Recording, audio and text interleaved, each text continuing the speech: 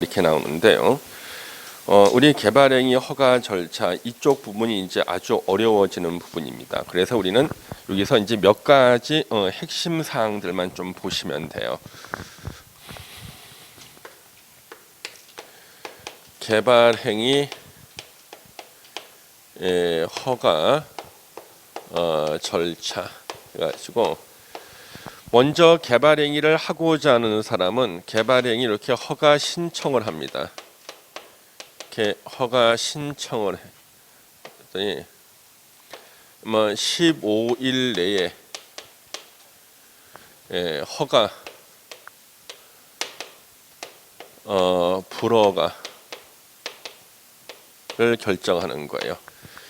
그러면 어떤 분은 그래요. 바로 저희 교수님 제가요 개발행위 허가 받아봤는데 저 3개월 걸렸는데 왜 15일이라 그럽니까 그래요.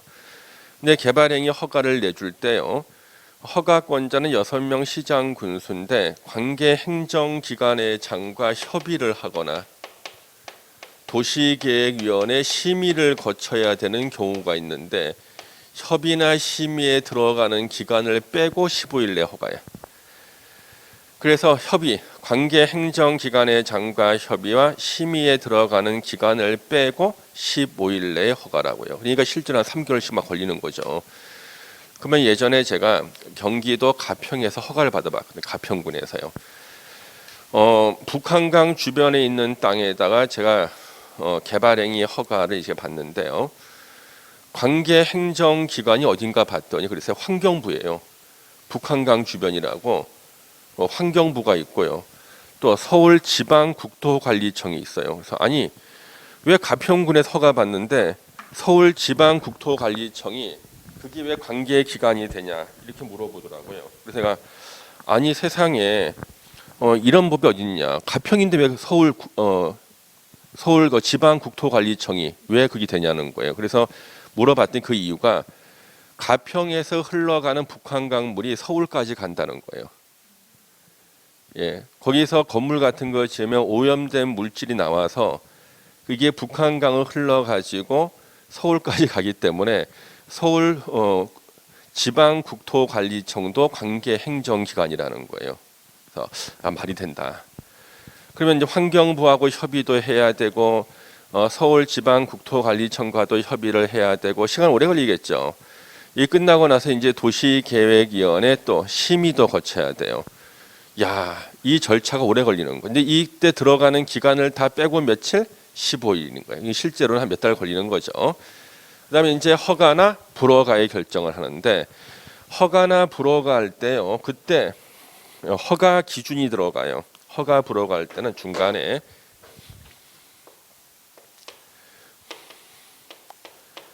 허가 기준이 들어갑니다.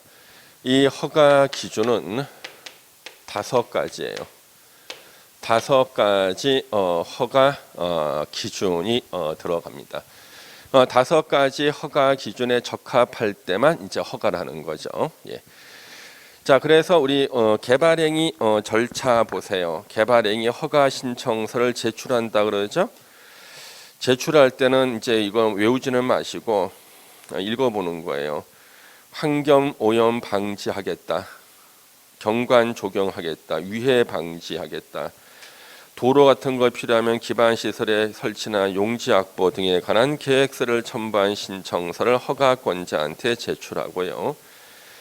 그다음 우리 뒤에 나오는 게 개발 밀도 관리 구역이라는 게 있는데 이거는 미리 말씀드리면 기반 시설을 추가로 설치할 땅이 없는 곳이에요. 도로 설치할 땅도 없고 학교 설치할 땅도 없어요. 그래서 개발 밀도 관리 구역 안에서는 기반 시설 설치나 그에 필요한 용지 확보에 관한 계획서를 제출하지 않습니다. 확보할 땅이 없잖아, 그렇죠? 예. 자, 허가권자는 6명 시장 군수, 허가 기간은 15일 내에 허가 불허가 처분, 협의 심의 기간은 제외하고 15일이다. 근데 아까 우리 개발행위의 허가는 재량행위라서 조건 붙일 수 있다 그랬죠? 그래서 조건부 허가. 근데 조건을 붙이기 전에는요 미리 허가 신청한 자의 의견을 들어야 돼. 예를 들어서 어떤 분이 토석 채취하겠다는 거, 토석 채취. 그럼 어떤 분이 토석을 채취하겠다면요 자, 돌산을 깨겠다는 거 이 사람이요. 여러분 왜 돌산 깨서 밑에 채석장에서 그걸로 무슨 불상도 만들고 뭐 절구통도 만들고 건축 자재도 만들더라고요. 그때 그 돌산을 깰 때요 토속 채처가 받아야 돼요. 돌산 깰 때는요. 그래서 이제 폭파 작업합니다. 제가 어렸을 때는요. 제가 어렸을 때 학교 다닐 때 제 친구 중에 서울의 우이동에 있어 학교 오는 친구들이 있었어요. 저는 이제 해화동에 있는 학교 다녔는데 중학교 다닐 때 그때 한날 애가 머리에 붕대를 감고 와요. 너 왜 그래? 했더니 돌이 날라왔다는 거야. 이게 우이동 산에 그 돌산들이 많았는데 거기서 다이나마이트로 터트리는 거 돌을 깰 때. 근데 이 양 조절을 잘못해가지고 돌이 날라와가지고 머리를 깼다. 장독대도 깨지고 뭐 다 깨졌지. 기아증 다 깨졌다는 거예요. 뭉상한 거예요. 근데 요즘에는 그런 게 뉴스에 안 나오죠. 요즘에는요. 돌산 깨겠다 토속 채취 허가 신청하잖아요. 조건을 붙여요. 폐 타이어를 잘라서 만든 그물이 있어요. 타이어를 잘 만든 그물이에요. 이걸 돌산을 다 씌워. 그리고 다이나마이트를 안 써. 요즘에 콤포지션이라는 폭약을 써요. 탕 터트리면 돌이 탁 날라가지고 웬만한 그 그물은 찢고 나가는데 폐 타이어를 잘라서 만든 그물은요 딱 튕겨낸대 이게 다. 예, 조건 붙이는 거예요. 그래서 토속 채취허가 신청하신 분한테 그러면요 돌산을 폭파하면은 돌이 날아갈 수가 있으니까 폐 타이어를 잘라서 만든 그물로 돌산 전체를 씌운다는 조건 하에 허가내 주겠습니다. 근데 이 사람은 돌산 깨서 이 사람이 한 5천만 원을 버는데 폐 타이어를 갖다가 만들어서 씌우는 게 한 2억 들어가. 미래 의견을 들어야 돼. 신청한 자의 의견을. 그러면 나 신청 안 하고 말게 하는 거죠, 그렇죠? 예, 그 얘기예요. 그러면 이 조건부 허가가 가능하다는 게 우리 시험에서는요, 네 번째로 많이 나왔던 지문이에요. 예, 네 번째로 많이 나왔어요. 아까 우리 재해복구나 재난수습을 위한 응급조치는 개발행위 허가 안 받는다 그랬죠? 그게 세 번째로 많이 나왔던 거예요.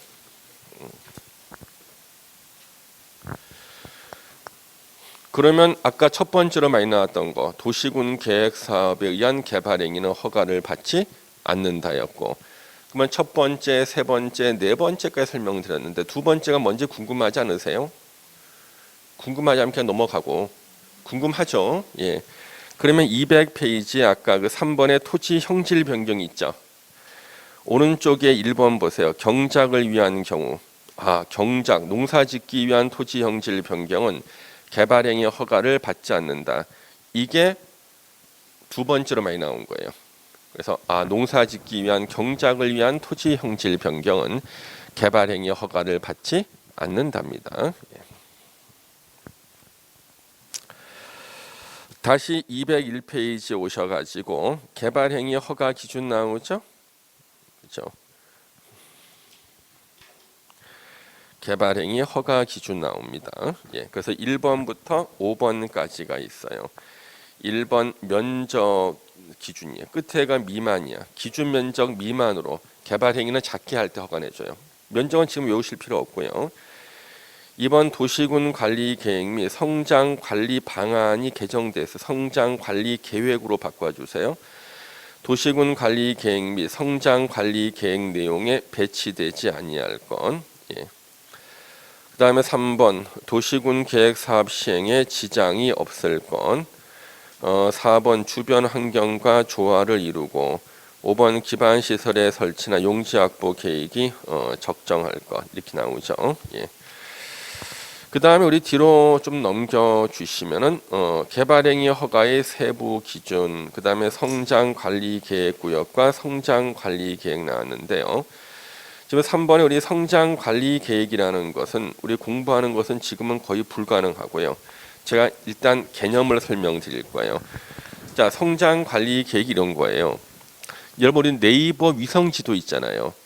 그래서 한 6년 전에 네이버 위성지도를 봤더니 요 땅 앞에 500m 앞에 건물이 있는 거야. 예. 또 4년 전 사진을 봤더니 300m 앞에 건물이 또 하나 생겼어. 2년 전 봤더니 이 땅에 200m 앞에 건물이 또 생겼어요. 그 얘기는 뭐예요? 이 땅 주변이 점점 개발되고 있다는 거죠.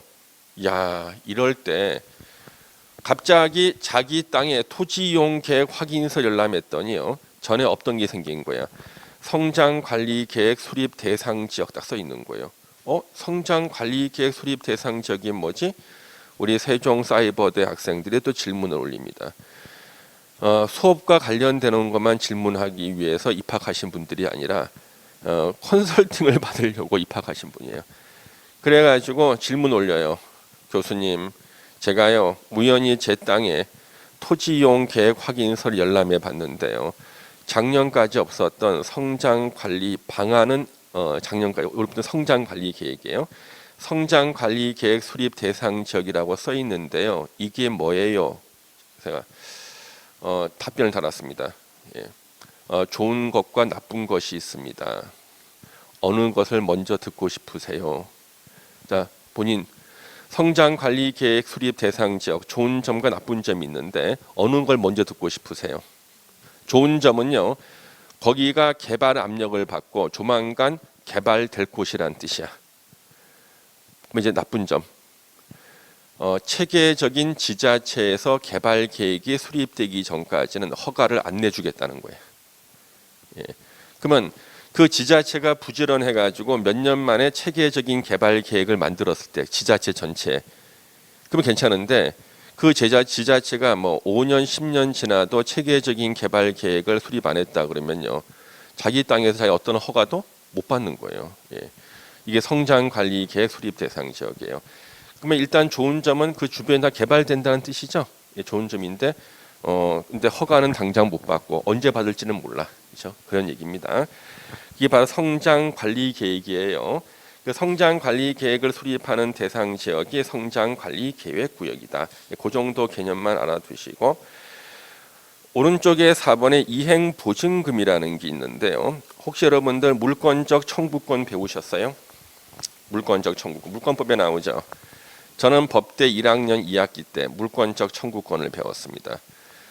여러분 저는 재수했거든요. 21살짜리가 물권적 청구권 배우면 이해가 될까요? 안 되죠. 법대 2학년 때 어음수표법을 배워요. 나 어음 써본 적도 없고 본 적도 없는데 어음법을 배워.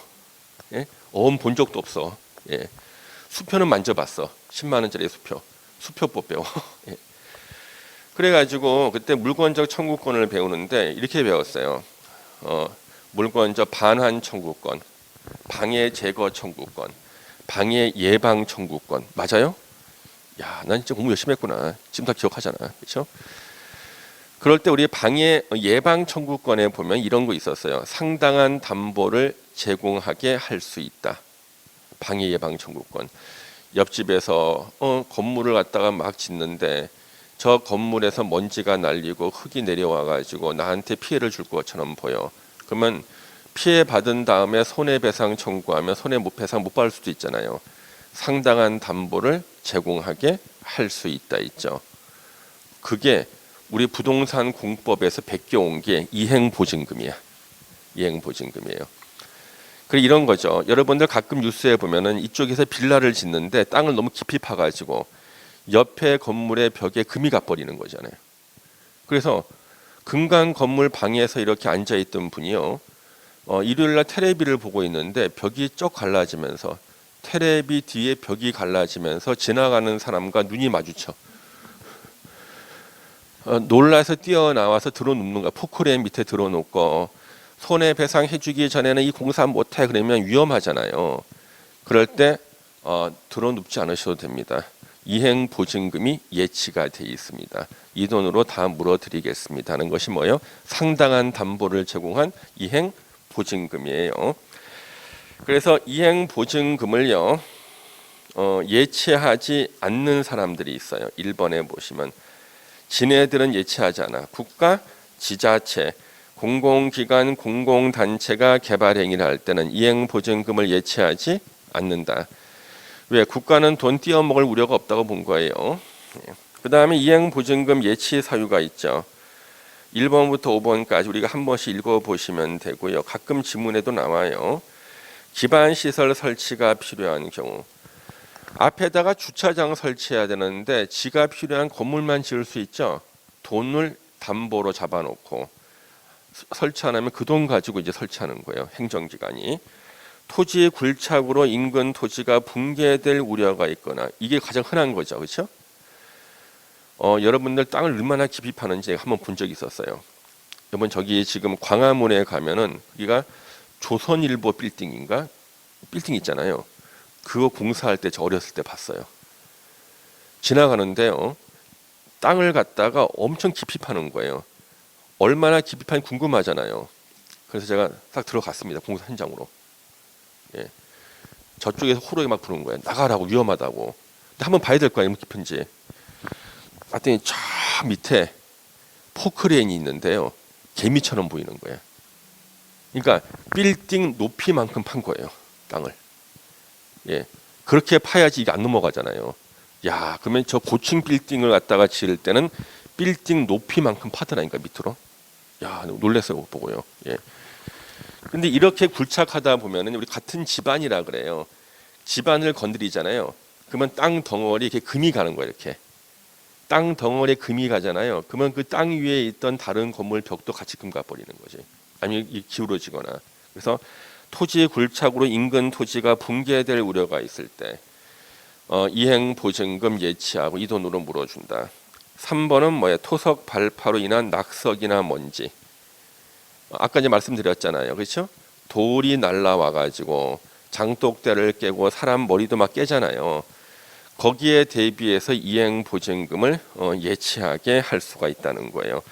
그러면 거기에 대비해서 이행 보증금을 예치하는데, 예전에는 우리가 이제 그 다이나마이트를 썼다 그럽니다. 다이나마이트 썼고요.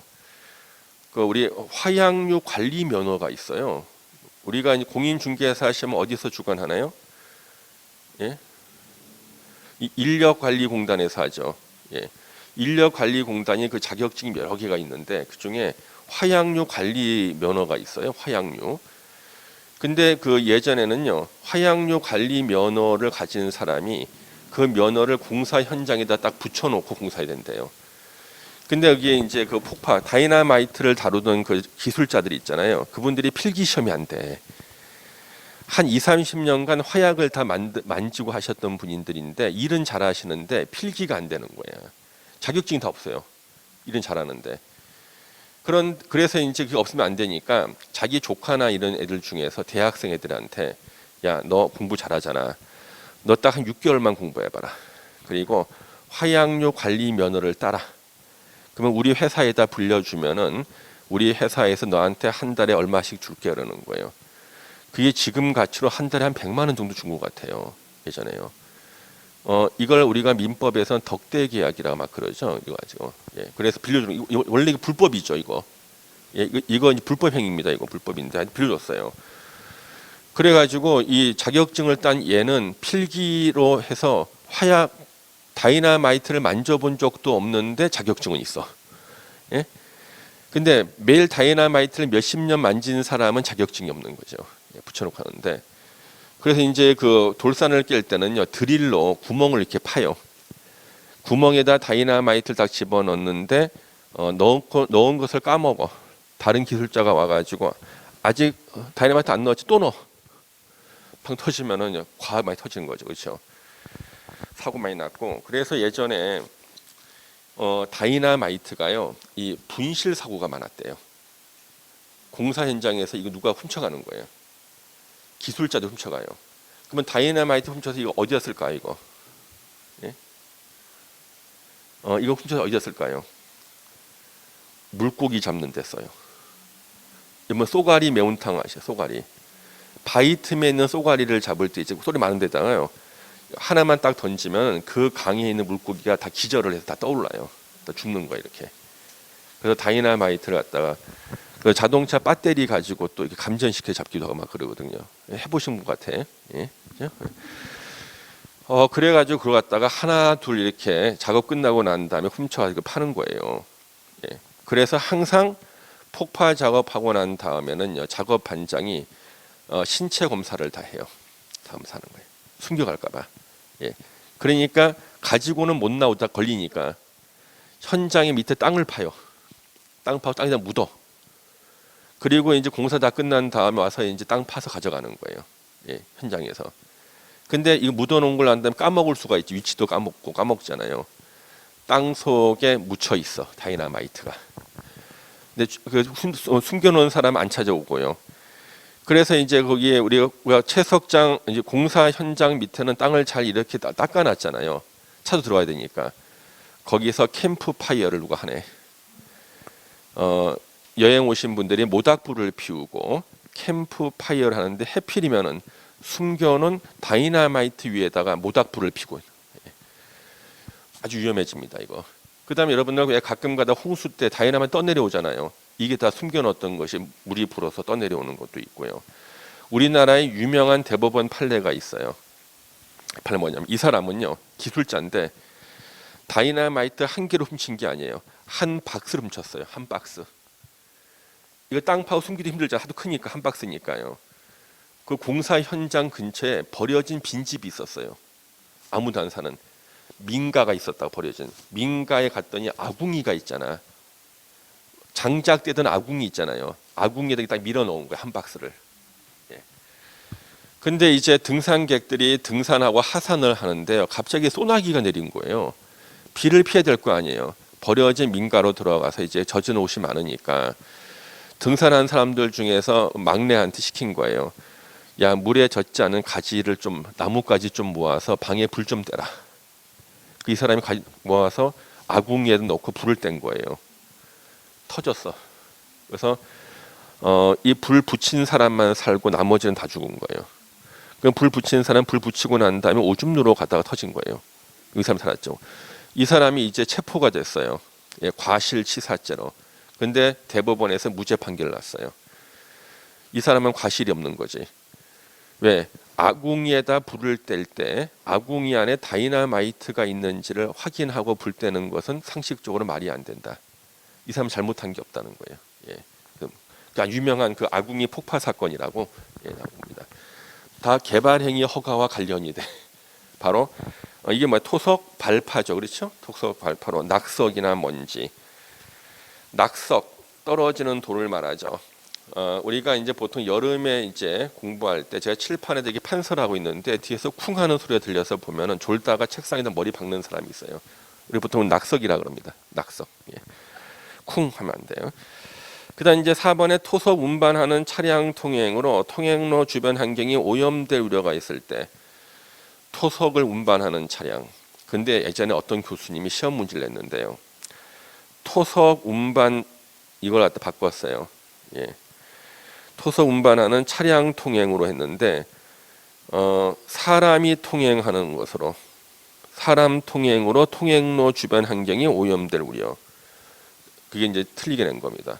사람 출입 통행이 아니라 차량 통행이에요. 치사하죠.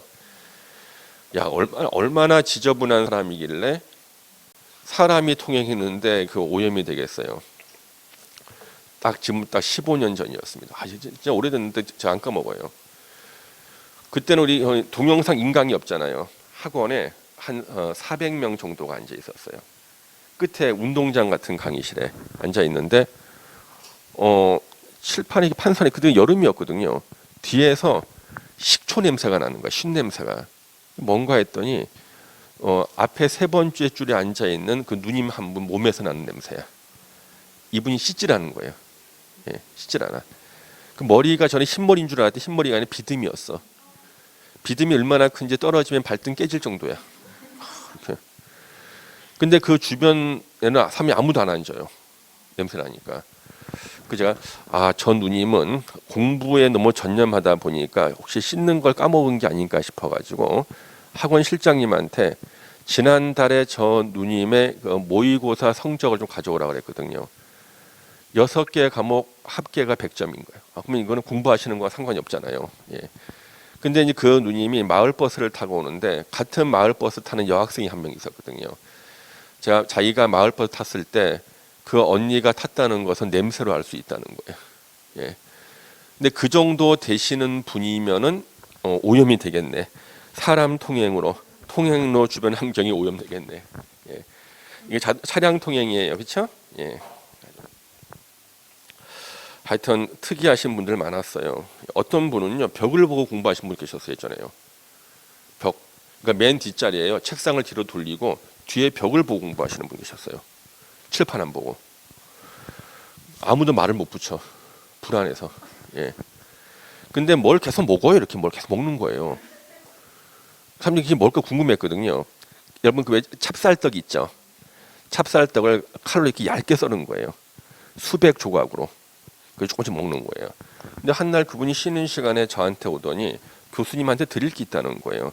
그 찹쌀떡 한 봉지로 포장되어 있는 거 있죠. 그걸 딱 주는 거예요. 그래서 제가 감사합니다 했더니 내가 자기가 보는 앞에서 먹으라는 거야. 근데 봉지를 봤더니 보통 거기에 제조 날짜가 있는데 이게 다 지워져 있어요. 제조 날짜나 그 회사 이게 다 지워져 있어. 아무것도 없어요. 다 지워져 있는 거야. 자기가 주고 먹으라는 거예요. 제가 저 좀 이따 먹을게요 그랬더니 사람의 성의를 무시한다면서 자기가 보는 앞에서 먹으라는 거예요. 그 제가 제발 살려달라고 해요. 제발 살려주세요. 이따 먹을게요. 네. 그래서 제가 지금 또 기억나는 분이 그분하고 그다음에 그 식초 냄새 나시는 그 누님. 예. 머리가 흰머리인 줄 알았어. 비듬이었어. 예.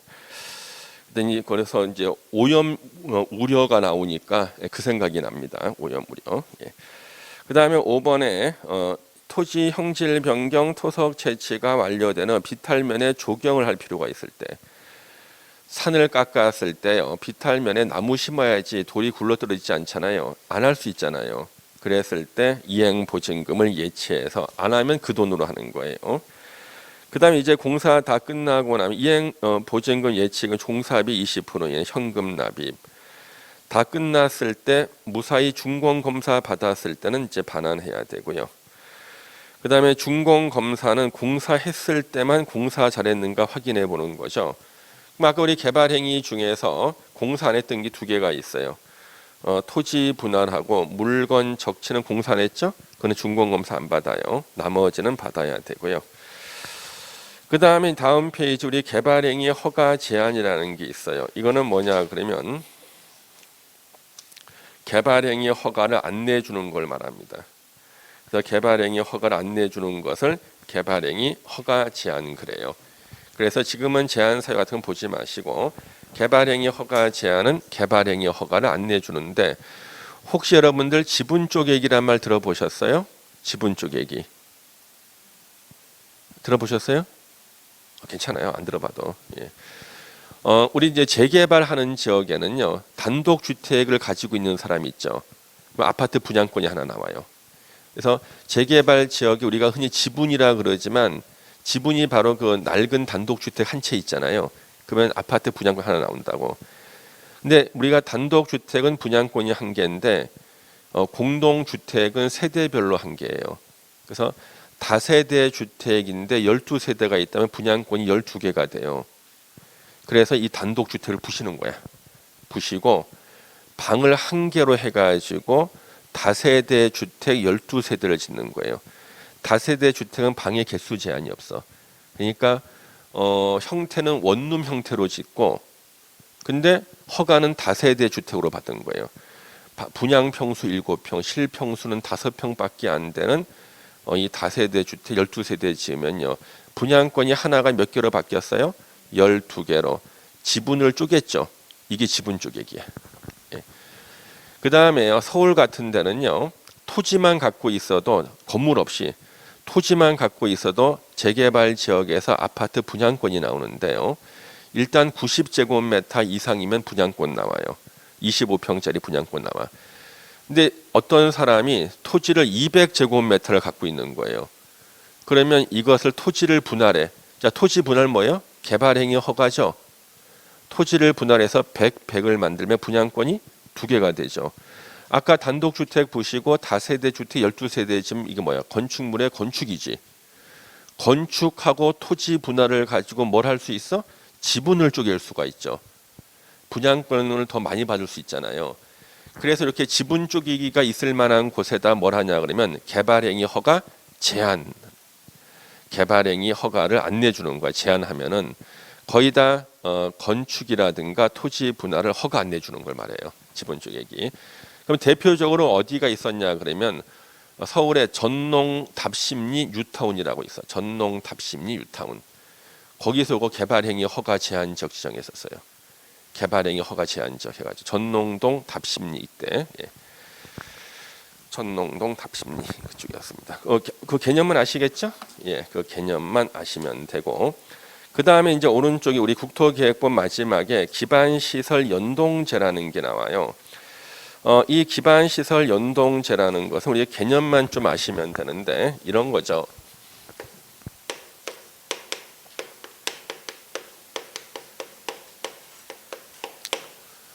연동제. 이거는 2003년도에 만들어진 거예요.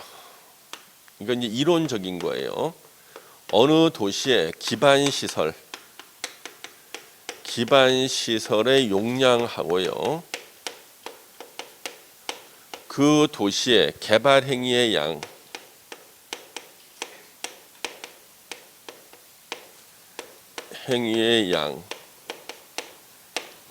이게 바로 인구수예요.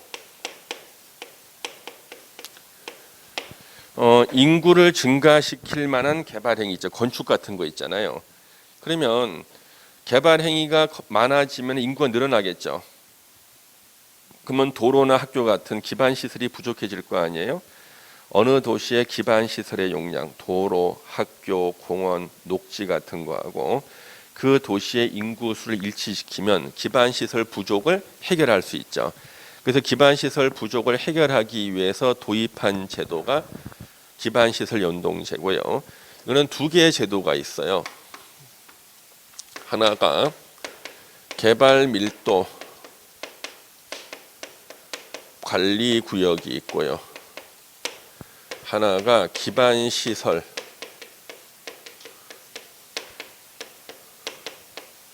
부담 구역 이렇게 있어요. 그래서 개발 밀도 관리 구역과 기반 시설 부담 구역 이렇게 나눠지는데요. 개발 밀도 관리 구역 어떤 거냐면 자, 인구를 증가시킬 만한 개발 행위가 집중이 돼요. 그러면 인구가 증가하겠죠? 인구가 증가해요. 인구가 증가하면 일어나는 현상, 기반 시설이 부족해지죠.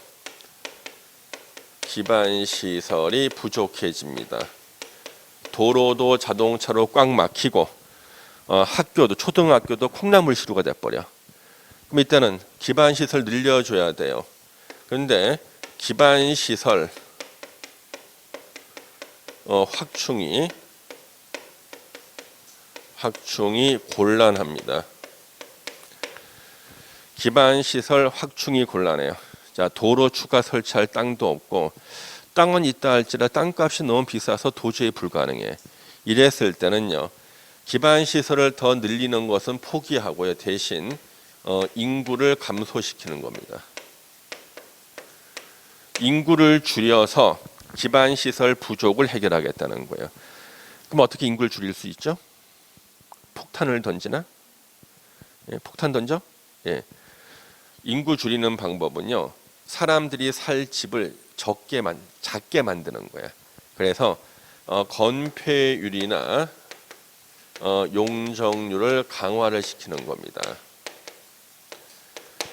자, 우리 건폐율 용적률 자세히 안 배웠어요. 자, 우리 건폐율 100평의 대지의 건물을 50평만 지으면 우리가 건폐율 50%라 그래요. 왜? 자, 여러분이 만약에 100평 대지 있을 때 아무 규제가 없으면 건물 몇 평 짓고 싶어요? 100평 다. 옆집 사람도 100평 다. 어느 마을에 건물이 100개가 있는데 100개 다 붙어 있어. 가운데 건물에 불이 났어. 그러면 마을 통째가 없어지겠죠.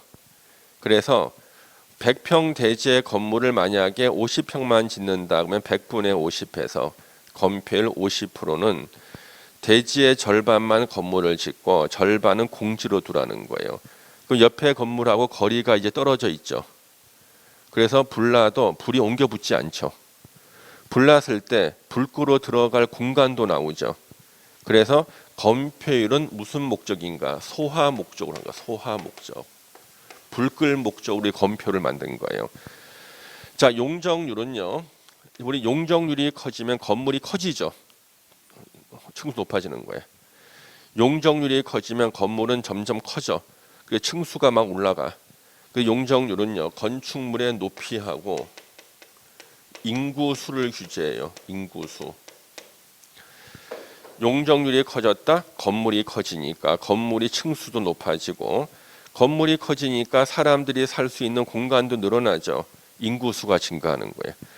그래서 자 어느 도시에 인구를 줄이는 방법은 용적률을 줄이면 돼. 건물을 작게 짓는 거예요. 건폐율도 줄여. 그러면 만약에 20층짜리 아파트 지을 수 있는 곳을 요 개발 밀도 관리 구역 지정하잖아요. 용적률을 절반까지 줄일 수가 있어요. 그러면은 10층만 지어라 할 수 있다고요. 원래는 20층 지을 수 있는 용적률을 가지고 있는 도시에서 50% 줄여. 그래서 10층만 짓게 했다. 그럼 어떻게 되는 거예요?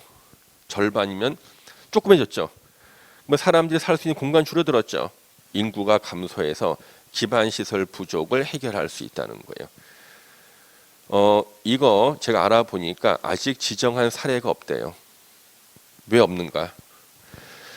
이거 지정하려고 검토했던 도시가 용인시였대요. 용인이 인구가 막 늘어나잖아요. 근데 기반시설이 막 부족해. 그래서 개발밀도관리구역 지정을 검토해 봤는데 문제가 있대요.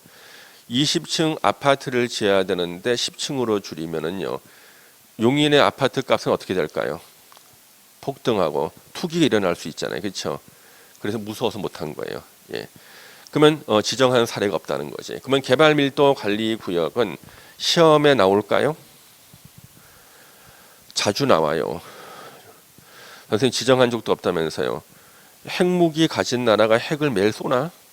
갖고 있다는 데 의의가 있죠. 그렇죠?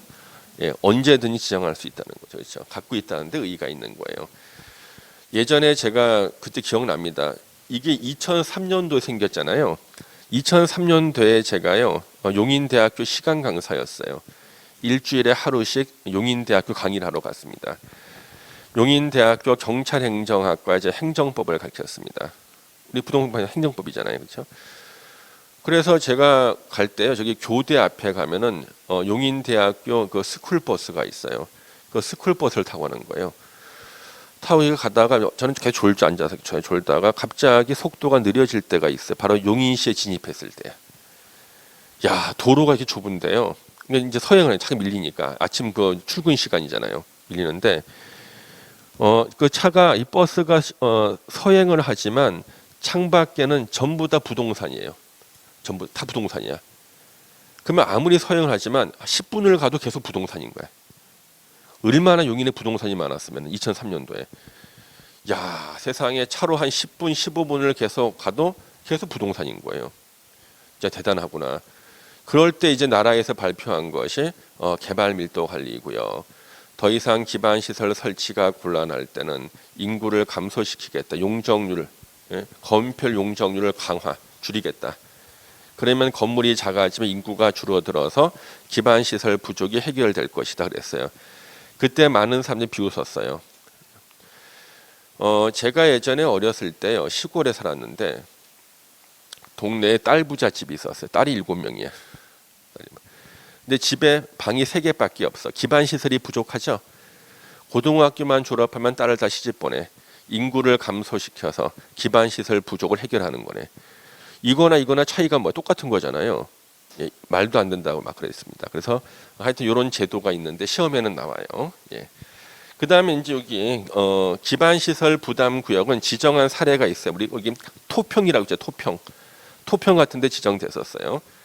개발 행위가 집중이 돼 인구가 증가해 기반시설이 부족해. 근데 여기는 기반시설 확충이 가능한 곳이에요. 확충이 가능하다. 기반시설 확충이 가능한 곳이라는 거죠. 그러면 여기는 기반시설 확충이 가능한데 문제는 뭐냐 그러면 이 설치 비용이 이제 중요한 문제가 되는 거예요. 그래서 기반시설 부담구역으로 지정된 곳에서는요 인구를 증가시킬 만한 개발 행위를 하는 자한테는 돈을 내라 그래요. 어떤 사람이 기반시설 부담구역에 건축을 하겠대, 신축을 하겠대, 신축. 이 사람의 건물 인구 늘어나죠. 그럼 이 사람 때문에 분명히 도로라든가 학교가 부족해질 거 아니에요. 그래서 비용을 내라 그러는 겁니다. 그래서 비용을 부담시키는데 어디예요? 기반시설 부담구역이에요. 자, 우리 이제 일단 개념을 알았습니다. 그러면 205페이지에 개발밀도 관리구역을 보시면 개발행위로 인하여 기반시설의 처리, 공급, 수용 능력이 부족할 것으로 예상되는 지역 중 기반시설 설치가 곤란한 지역에 지정을 하는데 지정 기준 나오는데요. 이거는 뭐 외우는 거 아니고요. 뭐 수도라든가 도로나 수도나 학교 이런 것들이 부족해질 때죠. 예. 지정권자 6명 시장 군수가 지정하죠. 예. 개발행위 허가권자 6명이죠. 어디에다 지정하는가? 개발이 다 끝나서 더 이상 기반시설 설치할 땅이 없는 곳이 어디예요? 주거, 상업, 공업지역에 도시계획위원회 심의를 거쳐서 지정 고시합니다. 지정되면은요, 법에서는 건폐율이나 용적률을 그냥 강화한다고 돼 있는데 대통령령에는요, 건폐율은 몇십 %란 말이 안 나오고 용적률만 50% 범위 안에서 강화한다. 그러면 50% 범위라는 것은 절반까지 줄일 수 있다 그런 뜻이에요. 20층 아파트 지을 것을 10층으로 줄일 수 있다 그런 뜻입니다. 예. 자, 뒤로 넘기면 거기 기반시설 부담구역이 있습니다. 기반시설 부담구역이 문제가 더 많이 나와요. 자, 기반시설 부담구역이란 개발밀도관리구역 외의 지역 그랬죠. 외라는 것은요, 서로 중복되지 않는다. 시험에 세 문제나 나왔어요. 개발밀도관리구역과 기반시설 부담구역은 중복될 수 있다? X. 될 수 없지. 왜니까? 개발로 인해서 기반시설 설치가 필요한 지역을 대상으로 기반시설을 설치하거나 그에 필요한 용지를 확보하기 위해서 지정하는 구역을 말하고요. 지정권자 6명 시장 군수, 개발행위 허가권자 같고요. 지정 대상 지역이 나와요. 1, 2, 3, 4가 나오죠. 이거는 다 뭐냐 그러면 어떤 규제가 풀려서 건물이 많이 들어설 만한 곳이에요.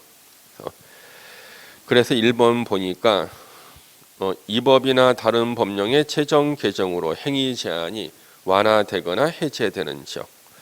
규제 풀리면 건물 막 들어서죠. 인구 늘어나죠. 기반시설 부족해져.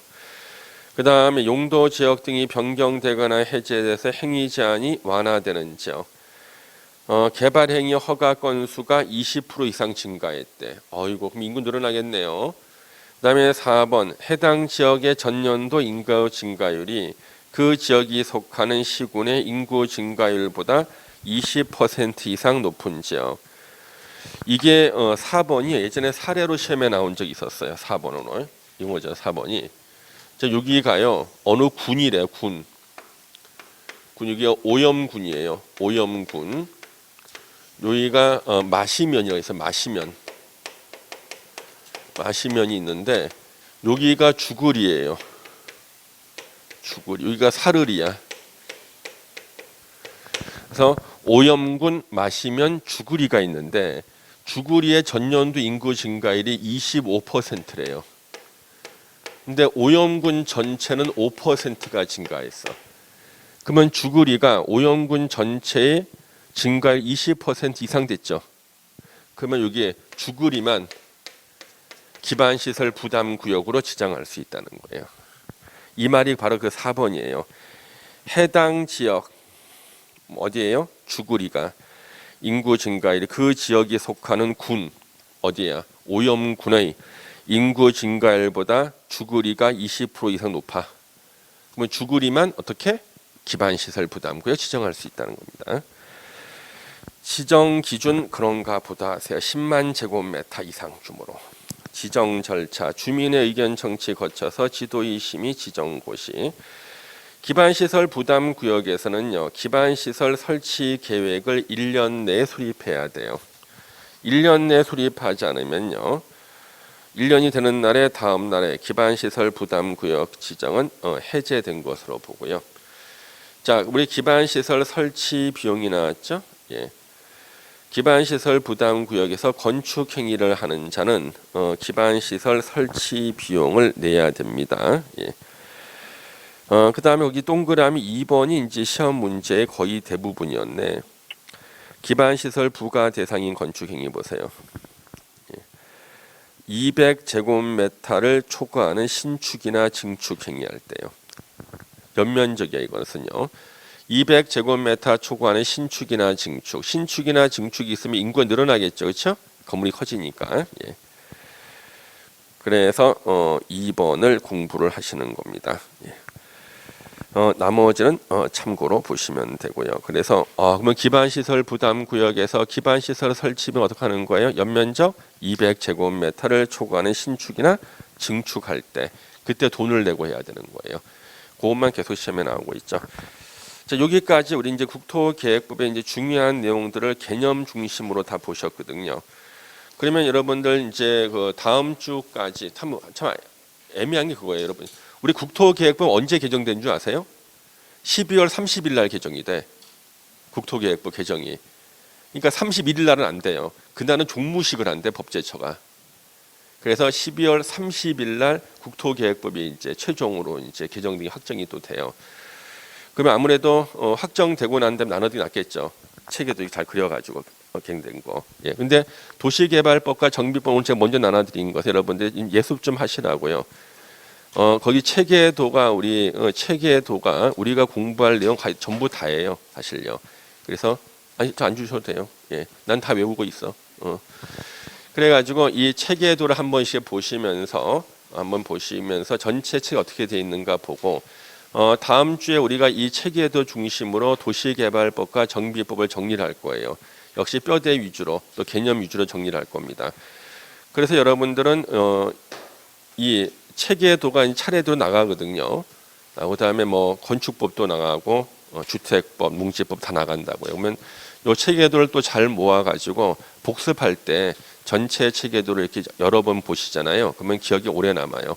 근데 우리가 기본법인 국토계획법 워낙 개정이 심해가지고 개정 끝나고 나면 제가 바로 국토계획법 체계도 개정된 내용들을 만들어 드릴게요. 일단 오늘 여기까지 하도록 하겠습니다. 자, 수고하셨습니다. 감사합니다. 예.